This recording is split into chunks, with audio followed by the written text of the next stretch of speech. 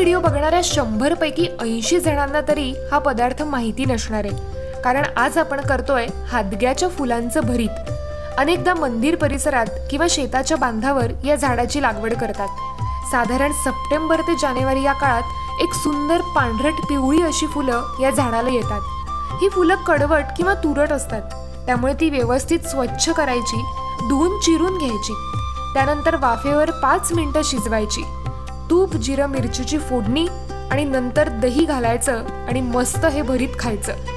या झाडाला अगस्ता असेही म्हणतात. गंमत म्हणजे या झाडाच्या मुळांचा, सालीचा, पाना फुलांचा आणि शेंगांचाही औषधी उपयोग आहे. या फुलांचं देठ काढून त्याचे सांडगेही करतात. तुम्ही हादग्याच्या फुलांची भजी किंवा भाजी खाल्ली आहे का?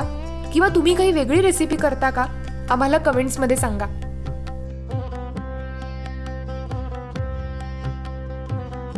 हादग्यामध्ये व्हिटॅमिन ए असतं, त्यामुळे रातंधळेपणा म्हणजेच नाईट ब्लाइंडनेस मध्ये याचा खूप छान उपयोग सांगितला आहे. भरपूर फायबर असल्यामुळे पोट साफ व्हायलाही खूप छान मदत होते.